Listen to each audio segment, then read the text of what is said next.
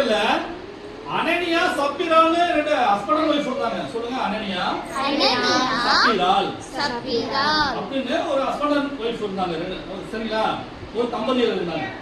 அவங்க வந்து யாருன்னா அவங்களும் பிலீவர்ஸ். சொல்லுங்க, விசுவாசிகள். அவங்க ஒரு திருச்சபைக்கு போயிட்டு தான் இருந்தாங்க. அப்போஸ்தலர்கள் அப்ப அந்த காலத்துல எல்லாம் பாத்தீங்கன்னா ஏசப்பா மரித்து அடக்கம் பண்ணப்பட்டு உயிரோடு எழுந்து அதன் பிறகு பாத்தீங்கன்னாக்க திருச்சபையில ஏற்பாடுலாம் ஆயிடுச்சு. பரிசுத்த ஆவியானவரால சர்ச்சஸ் எல்லாம் ஓபன் ஆகி எல்லாம் பண்ணிட்டு இருந்தாங்க. விசுவாசிகள் நிறைய ஒவ்வொரு சபைகளிலும் பெருக ஆரம்பிச்சாங்க. சரிங்களா? இயேசுப்பாவை நிறைய பேர் உள்ளத்துல ஏற்றுக்கொண்டு சொந்த ரட்சகரா ஏற்றுக்கொண்டு இயேசுப்பாவை உண்மையா ஆராதிக்க நிறைய பேர் சர்ச்சைக்கு போக நிறைய பேர் பெருகிட்டாங்க. அந்த நாட்கள்ல பாத்தீங்கன்னா குடும்பமா சபைக்கு போக ஆரம்பிச்சாங்க, சர்ச்சுக்கு போக ஆரம்பிச்சாங்க. சரிங்களா? அப்போ அந்த நாட்கள்ல அப்போஸ்தலர்கள் இருந்த காலகட்டங்களை பாத்தீங்கன்னாக்க சகலமும் பொதுவாய் வைத்து அனுபவித்தார்கள். எப்படி அனுபவிச்சார்களா? பொதுவாய் வைத்து. இப்போ எல்லாருக்கும் தனித்தனி வீடு இருக்கு, தனித்தனி சொத்து இருக்கு. ஒருத்தவங்க நகை வாங்குவாங்க, ஒருத்தவங்க நகை வாங்க மாட்டாங்க. அப்படிலாம் இருக்குல்ல. ஒருத்தவங்க ஏழை இருக்கிறாங்க, ஒருத்தவங்க பணக்காரங்களா இருக்கிறாங்க இல்லையா? இப்போ இங்க ஆனா அங்கெல்லாம் எப்படி வாழ்ந்துட்டு இருந்தாங்களா கிறிஸ்தவங்கள்லாம்? சொல்லுங்க, சகலத்தையும் பொதுவாய் வைத்து அனுபவித்தார்கள். சொல்லுங்க, தெரியுதா உங்களுக்கு? தெரியல. சகலத்தையும் இப்ப என் பணம் ஓ பணம் இப்ப எனக்குரிய ஒவ்வொரு பொருள்னா யாருக்குரியது? மத்தவங்களுக்குரியது. சரிங்களா? நீ ஏழை, நான் பணக்காரன், நீ இல்லாதவன், நான் இருக்கப்பட்டவன் அப்படின்ற பேச்சுக்காக இல்ல. என்ன இல்ல, இடமே இல்ல. அப்போ சகலத்தையும் அவர்கள் பொதுவாய் வைத்து அனுபவித்தார்கள். அப்படின்னா அந்த நாட்கள்ல எல்லாருமே ஒரே மனமுடையவர்களாக, ஒரே இருதயமுடையவர்களாக, யாரையும் எய்த்து பேசாதவர்களாக, கீழ்ப்படிந்தவர்களாகத்தான் அந்த விசுவாசிகள் வாழ்ந்து வந்தாங்க. சரிங்களா? அப்ப இருந்த காலகட்டங்கள்ல அப்படிதான் சகலத்தையும் பொதுவாக வைத்து அனுபவித்தார்கள்னா எல்லாருடைய வருமானம், சொத்து கணக்கு எல்லாமே யார் பாதப்படியில போய் வச்சாங்க? சொல்லுங்க, அப்போஸ்தலர்களுடைய பாதப்படியில வச்சாங்க. அப்போஸ்தலர்கள் அண்ணன் ஏற்கனவே சொல்லிருக்கிற இயேசுவின் சீஷர்கள். சொல்லுங்க, பேதுரு அண்ணன் இருந்தாங்க, யோவான் அண்ணன் இருந்தாங்கல்ல, அந்திரேயா அண்ணன் இருந்தாங்க, தோமா அண்ணன் எல்லாமே இருந்தாங்கல்ல. அப்போ அவங்க தான் அப்போஸ்தலர்கள். இயேசுவுடைய சீடர்கள் 12 பேர் அண்ணன் சொல்லியிருந்தாங்க. அப்போ அந்த காலகட்டங்கள்ல அந்த அப்போஸ்தலர்களோட பாதத்துலதான் அந்த விசுவாசிகளுடைய வீடு, சொத்துக்கள், எல்லாருடைய இடத்துல இடம்லாம் வாங்கி போட்டுருக்காங்களோ எல்லாருடைய சொத்து கணக்குலாம் யாருடைய பாதப்படியில போய் வச்சாங்க? அப்போஸ்தலர்களுடைய பாதப்படியில வச்சாங்க. வச்சவங்கன்னா அவங்க என்ன பண்ணுவாங்களா? அந்த நிலத்தை எல்லாமே என்ன பண்ணுவாங்களா? எல்லாம் சரி பங்கு எல்லாம் பண்ணி எல்லாத்தையும் சகலத்தையும் பொதுவாய் வைத்து அனுபவித்தார். யார் யாருக்கு உனக்கு என்ன வீடு இல்லையா? என்ன இவ்வளவு கடன் பிரச்சனையா? இந்த வச்சுக்க, நீ வச்சுக்க. உனக்கு வீட்டுல பொருள் இல்லையா? இந்த இதை வச்சுக்க, இதை வச்சுக்க, இதை வச்சுக்க. யாருக்கும் குறைவே இல்லை. அந்த திருச்சபையில அங்கத்தினர்களா இயேசுவோட பிள்ளையா வாழ்ந்து கொண்டிருந்த யாருக்குமே என்ன இல்ல? சொல்லுங்க, குறைவில்லை. எல்லாமே பொதுவாய் வைத்து அனுபவிச்சுக்கிட்டே இருந்தாங்களா? சரிங்களா? இப்படி நல்லா சுமூகமா போயிட்டு இருக்கு நாட்கள். எல்லாமே எல்லாரோட வாழ்க்கையும் சுமூகமா போயிட்டு இருக்கு. ஆனா கடைசியில பாத்தீங்கன்னா ஒரு ஹஸ்பண்ட் அண்ட் ஒய்ஃப். அண்ணா என்ன பேர் சொன்ன? சொல்லுங்க, அனனியா சப்பீரால். அவங்களுக்கு சொந்தமான ஒரு காணியாட்சி இருந்துச்சாம். ஒரு பெரிய ஒரு இடம் இருந்துச்சாம். ஒரு ஏக்கருக்கு, ஒரு 2 ஏக்கருக்கு ஒரு இடம் இருந்துச்சாம். அவங்க என்ன பண்ணாங்க தெரியுமா? அதை வித்துட்டாங்க. அதை வித்துட்டு இப்போ 1 ஏக்கர் நிலம்லாம் எத்தனை கோடி ரூபாய் போகுது? சரிங்களா? அப்போ அந்த 10 கோடி ரூபாய் போகுதா? அப்போ அந்த நாட்கள்ல அவங்களுக்கு ஒரு 1 ஏக்கர் இடம் இருந்துச்சாம். அந்த ஏக்கர் நிலத்தை அத ஒரு நல்ல விலைக்கு வித்துட்டாங்க. யாரு? அனனியா சப்பீரால் வைஃப். அனனியான்றவங்க ஹஸ்பண்ட், சப்பீரால் அப்படின்றவங்க வைஃப். சரிங்களா? இப்போ இவங்க அவங்க இடத்தை வித்துட்டாங்க. சரிங்களா? வித்துட்ட உடனே பணம் வந்துச்சா? பணம் வந்து நல்ல பணம் வந்துச்சு. அப்போ இவங்க என்ன பண்ணாங்க? அந்த பணம் வந்த ஒரு சுமார் ஒரு கோடின்னு வச்சீங்களேன், 1 கோடின்னு வச்சீங்க. ஓகே. அப்போ அந்த 1 கோடியில அதாவது 1 மடங்கு மட்டும் அவங்க என்ன பண்ணாங்க? ஒளிச்சு வச்சுட்டாங்க. இது நமக்கு ஒரு சேஃப்டி இருக்கட்டும், மீதி என்ன பண்ணலாம்? அப்போ சொன்ன பாதப்படியில போய் வச்சுக்கலாம், யாருக்கும் தெரியக்கூடாது அப்படின்னு சொல்லிட்டு இவங்க 2 பேருமே பிளான் பண்ணிட்டாங்க. யாரு? அனனியாவும் சப்பீராவும் முடிவு பண்ணிட்டாங்க, பிளான் பண்ணிட்டாங்க. என்ன தனியா கேட்டாலும் நான் என்ன சொல்லுவேன், உன்ன தனியா கேட்டாலும் என்ன சொல்லு, இதே சொல்லு, இவ்வளவுதான் நாங்க விட்டோம், வேற எதுவுமே எங்க இல்ல அப்படி சொல்லிட்டு நம்ம போய் பேசணும் அப்படின்னு சொல்லிட்டு இவங்க 2 பேருமே இவங்க பிளான் பண்ணிட்டாங்க. பிளான் பண்ணிட்ட உடனே என்ன ஆச்சுங்களா, இவங்க வித்த அந்த பணத்துல ஒரு பகுதியை எடுத்து அவங்க ஒழிச்சு வச்சுட்டாங்க. சொல்லுங்க, ஒரு பகுதியை எடுத்து ஒழிச்சு வச்சுட்டாங்க. மீதி பணத்தை தான் அவங்க யாருடைய பாதப்படியில போய் சமர்ப்பிக்கிறாங்க? அப்போஸ்தலருடைய பாதப்படியில. பேதுரு நம்ம உட்கார்றாரு, பேதுரு பாதப்படியில நாங்க வித்த எங்களுக்கு காணியாச்சு இருந்துச்சு, ஒரு ஏக்கர் நிலம் இருந்துச்சு, அதை வித்துட்டோம், அந்த வித்ததுக்குரிய பணத்தை நம்ம உங்க பாதப்படியில வைக்கிறோம் அப்படின்னு சொல்லிட்டு பாதப்படியில வச்சுட்டாங்க. சரிங்களா? அப்போ அந்த வச்ச உடனே பேதுருக்கு என்ன தெரியுது? அவங்க வச்ச உடனே பேதுருக்கு தெரிஞ்சு போச்சு, இதை யார் வெளிப்படுத்துறா? ஏசப்பா வெளிப்படுத்துறாரு, பரிசுத்த ஆவியானவர் வெளிப்படுத்திட்டாரு. இவங்க பொய் சொல்றாங்க அப்படின்ட்டு பேதுருக்கு வெளிப்படுத்திட்டாங்க. அப்போ பேதுரன கேக்குறாரு, இந்த உண்மையான விலைக்குதான் வித்தியா? வித்த காசு அப்படியே முழுசா வந்து கொடுத்தியா அப்படின்னு பேதுரன் கேக்குறாரு. ஆமாங்க, நாங்க என்ன வித்தமோ அந்த காசை முழுசா தான் நான் வச்சுட்டேன் அப்படின்ட்டு யார் சொல்றா? சொல்லுங்க, அனனியா. ஏன்னா ஃபர்ஸ்ட் அனனியா தான் உள்ள வராரு. சரிங்களா? ஃபர்ஸ்ட் அனனியா தான் உள்ள வராரு, ஆனா சப்பீரா வரல. சரிங்களா? ஃபர்ஸ்ட் அனனியா வந்து கேட்கும் பொழுது ஃபர்ஸ்ட் வச்சுட்டாரு. பேதுரு கேக்குறாரு, உங்களுடைய சொத்து மதிப்பு எல்லாமே இதுதானா, இல்ல வேற ஏதாவது இருக்கா அப்படின்னு கேட்கும் பொழுது அண்ணா என்ன சொல்றாரு? எதுவுமே எங்கிட்ட இல்ல, நான் வித்த காசு அப்படியே உங்களுக்கு கொடுத்துட்டேன் அப்படின்னு என்ன சொல்றாரு? அண்ணன் பொய் சொல்றாரு. பொய் சொன்ன உடனே அதுக்கப்புறம் தான் இவர் என்ன பண்றாரு? பரிசுத்த ஆவிக்கு விரோதமா நீ பொய் பேசிருக்க அப்படின்னு சொல்லிட்டு எச்சரிப்பு கொடுக்கிறாரு. யாருக்கு?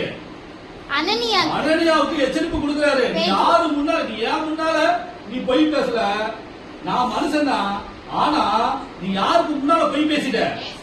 ஏசப்பாக்கு முன்னால நீ பொய் பேசிட்ட அப்படின்னு சொல்லிட்டு எச்சரிப்பு கொடுத்த உடனே இந்த வார்த்தையை அந்த அனனியா கேட்டுக்கிட்டே இருக்கும் பொழுது அவன் என்ன ஆயிட்டான்? அப்படியே செத்து போயிட்டான். சொல்லுங்க, ஜோலி முடிஞ்சு அவனுக்கு. எதனால அவன் ஜோலி முடிஞ்சு?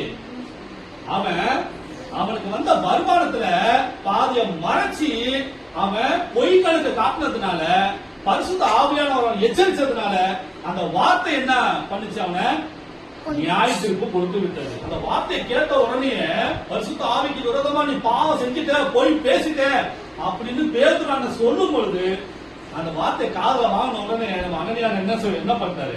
செத்து போயிட்டாரு. அப்போ சொல்ற பாதப்படியில் அப்படி விழுந்து அப்படியே செத்து போயிட்டான். செத்து போன உடனே அந்த சூழ்ந்து இருந்த வாலிபர்கள் என்ன பண்ணிட்டாங்க? அவனை கூட்டிட்டு போயிட்டு, பின்புறம் கூட்டிட்டு போயிட்டு ஒரு இடத்துல போய் அடக்கம் பண்ணிட்டாங்க. அதன் பிறகு ஒரு 3 மணி நேரம் ஆயிடுச்சு. 3 மணி நேரம் கழிச்சுதான் வேற யாரு வரா? சொல்லுங்க, அக்கா வராங்க. எந்த அக்கா வராங்க? சப்பீரால் அக்கா வரும்பொழுது அதுக்கப்புறம் பேதுரு இதே மாதிரி கேட்கிறாரு. பேதுரு இந்த மாதிரி கேட்கிறாரு, உன் புருஷன் வந்தா இந்த மாதிரி சொத்து மதிப்பு எல்லாத்தையும் கொடுத்தா, இதெல்லாம் உண்மையா அப்படின்னு யார பேதுரு கேட்கிறாரு. அப்ப அவங்க என்ன சொல்லணும்? பொய் சொல்லணும். ஆட்டோமேட்டிக்கா உண்மையா சொல்லணும். ஆனா அவங்க என்ன சொல்லிட்டாங்க? பிளான் பண்ணிட்டாங்க, பொய் தான் சொல்லணும் அப்படின்னு சொல்லிட்டு. அப்போ சப்பீரால் அக்கா வராங்க, பேதுரு கேட்கிறாரு, உன் புருஷன் வந்தா இந்த மாதிரி ஆயிடுச்சு, செத்து போனதான் சொல்லவே இல்லை. உன் புருஷன் செத்து போயிட்டான் சொல்லவே இல்லை. உன் புருஷன் வந்தா இந்த மாதிரி காணியாச்சை வித்த தொகையை கொடுத்தா, இது முழுமையுமா, இது உண்மையான தொகையா, இது மறைச்சு வச்ச, ஏதாவது மறைச்சு வச்சியா அப்படின்னு பேதுரு கேட்கிறாரு. அப்பா அந்த அக்கா என்ன சொல்றாங்க? இல்ல நாங்க வித்த காசு முழுசும் என்ன பண்ணிட்டோம், நாங்க உங்ககிட்ட கொடுத்துட்டோம் அப்படின்னு பிளான் பண்ணபடி பொய் பேசிட்டாங்க. பொய் பேசின படினால மறுபடியும் அதே மாதிரி பரிசுத்த ஆவியானவருக்கு விரோதமா நீ பொய் பேசிட்ட அப்படின்னு பேதுரு சொல்றாரு. அந்த வார்த்தையை கேட்டுக்கிட்டு இருக்கும் போது இவங்க என்ன பண்ணிட்டாங்க? செத்தா போயிட்டாங்க. அப்போ பொய்க்கு நம்ம என்ன பண்ணக்கூடாது? கூடாது.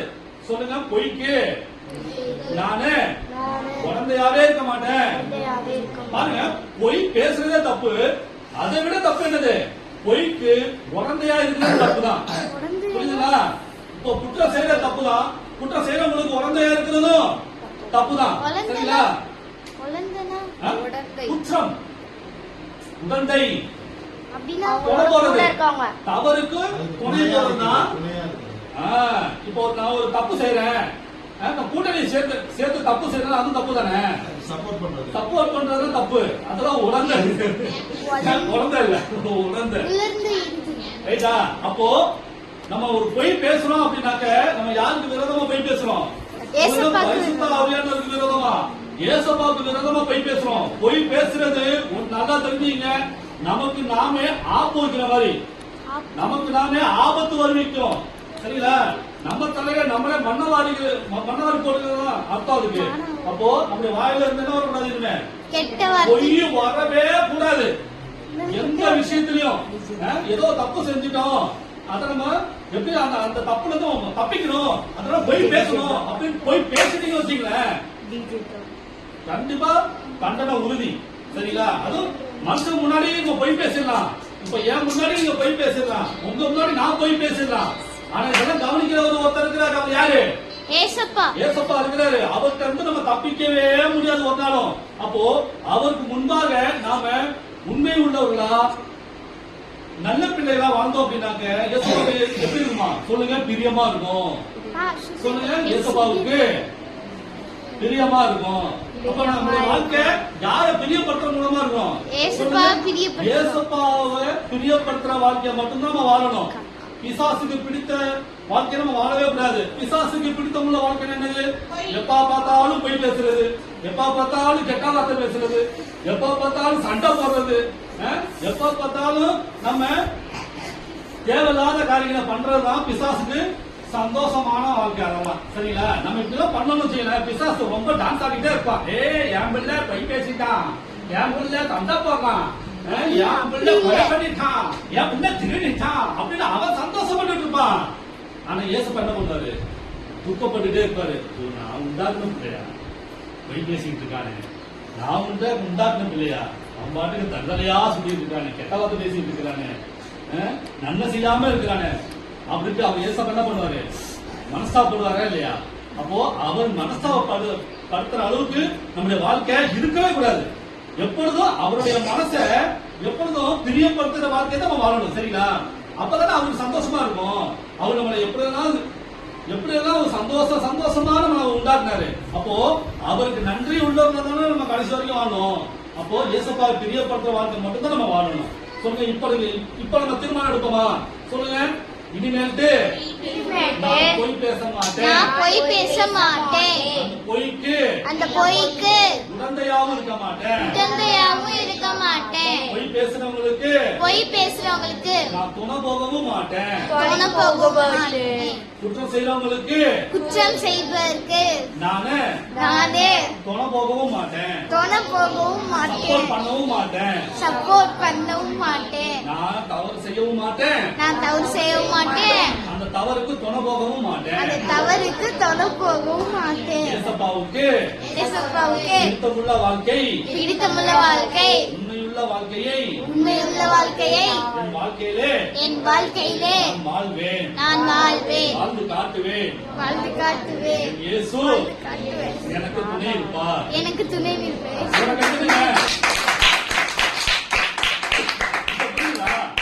ஏசப்பாவை நேசிக்கிறவங்க தான் ஏசப்பாவை தன்னுடைய சொந்த ரட்சகரா ஏற்றுக்கொண்டவங்க தான். ஆனா என்ன பண்ணாங்க?